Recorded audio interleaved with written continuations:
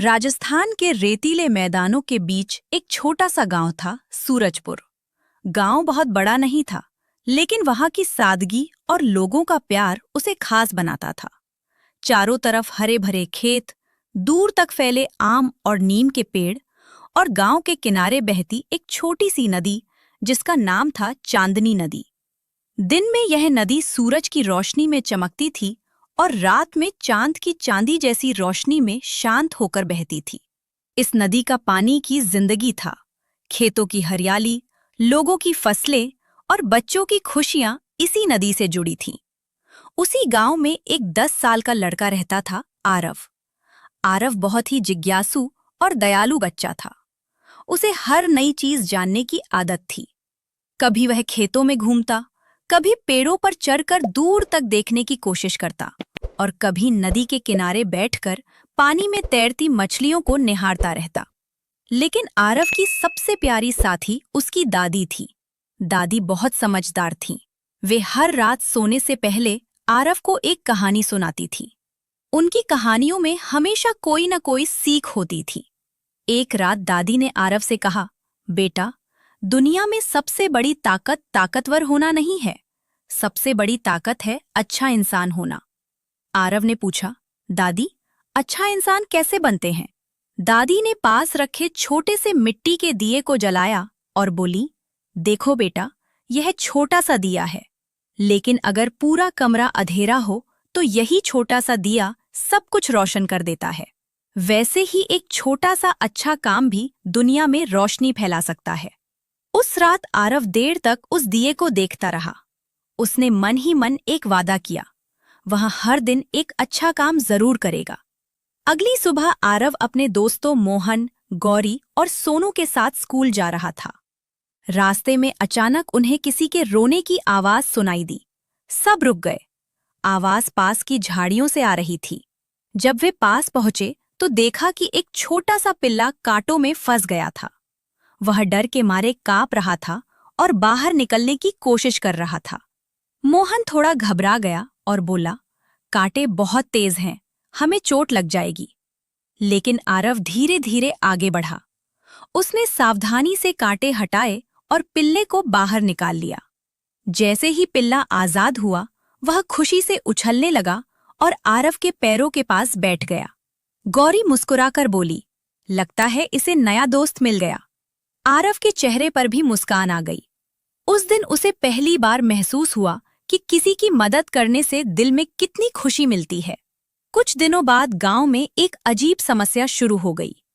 चांदनी नदी का पानी धीरे धीरे कम होने लगा। पहले किसी ने ज्यादा ध्यान नहीं दिया, लेकिन धीरे धीरे खेतों तक पानी पहुंचना बंद होने लगा। किसान चिंतित हो गए। अगर पानी नहीं रहा तो फसलें सूख जाएंगी। गांव के सरपंच ने चौपाल में बैठक बुलाई। सभी लोग इकट्ठा होकर समस्या पर चर्चा करने लगे। कोई कह रहा था बारिश कम हुई है, कोई कह रहा था कि शायद नदी का रास्ता बदल गया है। आरव भी चुपचाप बैठा सब सुन रहा था।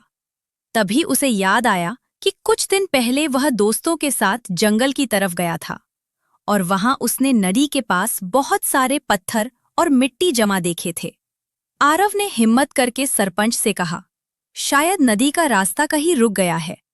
सब लोग उसकी तरफ देखने लगे। सरपंच ने गंभीर होकर पूछा, तुमने ऐसा क्यों सोचा? आरव ने जंगल वाली बात बताई। सरपंच ने तुरंत कुछ लोगों को वहां जाकर देखने के लिए भेजा। अगले दिन आरव और उसके दोस्त भी उनके साथ जंगल की तरफ गए। जंगल का रास्ता थोड़ा डरावना था। ऊंचे पेड़ों के बीच से हवा की आवाज आ रही थी और कहीं-कहीं पक्षियों की तेज आवाज सुनाई दे रही थी। जब वे नदी के पास पहुंचे तो सब चौंक गए। नदी के बीच में मिट्टी और बड़े-बड़े पत्थरों का ढेर जमा हो गया था। पानी वहीं रुक गया था। तभी झाड़ियों के पीछे से एक बूढ़े आदमी बाहर आए। वे थे भीमा काका, जो जंगल के पास रहते थे। उन्होंने बताया कि कुछ दिन पहले पहाड़ी से मिट्टी और पत्थर गिरकर नदी में आ गए थे। इसी वजह से पानी रुक गया था। अगर इन्हें जल्दी नहीं हटाया गया तो नदी सूख सकती थी। गांव वालों को खबर दी गई। अगले दिन पूरा गांव वहां पहुंचा। सबने मिलकर पत्थर और मिट्टी हटाना शुरू किया।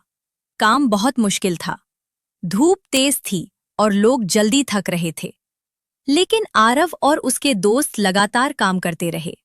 उनकी मेहनत देखकर बाकी लोग भी प्रेरित हुए और सबने मिलकर मेहनत जारी रखी। 3 दिन की कड़ी मेहनत के बाद आखिरकार नदी का रास्ता साफ हो गया।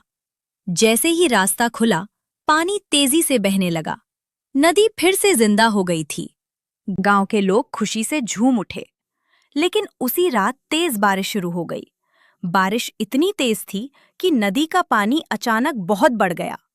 गांव के पास बना लकड़ी का पुल टूटने की कगार पर था। अगर पुल टूट जाता तो गांव का रास्ता बंद हो जाता। आरव ने ये देखा और तुरंत गांव की तरफ दौड़ पड़ा। वह जोर जोर से चिल्लाने लगा, पुल टूटने वाला है। गांव के लोग तुरंत वहां पहुंचे। सबने मिलकर लकड़ी और रस्सियों से पुल को सहारा दिया। पूरी रात मेहनत करने के बाद पुल को बचा लिया गया। सुबह जब सूरज निकला तो गांव के लोगों के चेहरे पर राहत और खुशी थी। उस शाम सरपंच ने पूरे गांव को चौपाल में बुलाया। उन्होंने कहा, आज हमारा गांव सुरक्षित है क्योंकि एक बच्चे ने हिम्मत दिखाई। सबकी नजरें आरव की तरफ थीं। आरव थोड़ा शर्माते हुए खड़ा था। दादी आगे आईं और प्यार से उसके सिर पर हाथ रखते हुए बोली, मैंने कहा था ना, एक छोटा सा दिया भी अंधेरे को हरा सकता है। आरव की आंखों में चमक आ गई। अब उसे समझ आ गया था कि दुनिया बदलने के लिए बड़े काम नहीं, बल्कि छोटे छोटे अच्छे काम ही काफी होते हैं। समय बीतता गया। आरव बड़ा हुआ और गांव का शिक्षक बन गया। वह बच्चों को हमेशा यही सिखाता था कि असली हीरो वही होता है जो दूसरों की मदद करता है। सूरजपुर गांव आज भी उस छोटे से बच्चे को याद करता है जिसने अपने अच्छे दिल और छोटे छोटे कामों से पूरे गांव की जिंदगी रोशन कर दी।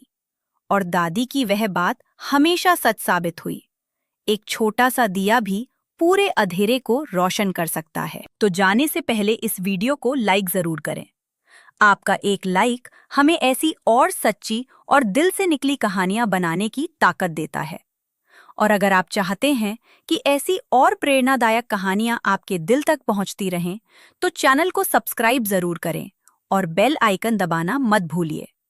आपका साथ और आपका प्यार ही हमारी सबसे बड़ी ताकत है। धन्यवाद। फिर मिलेंगे एक नई कहानी के साथ।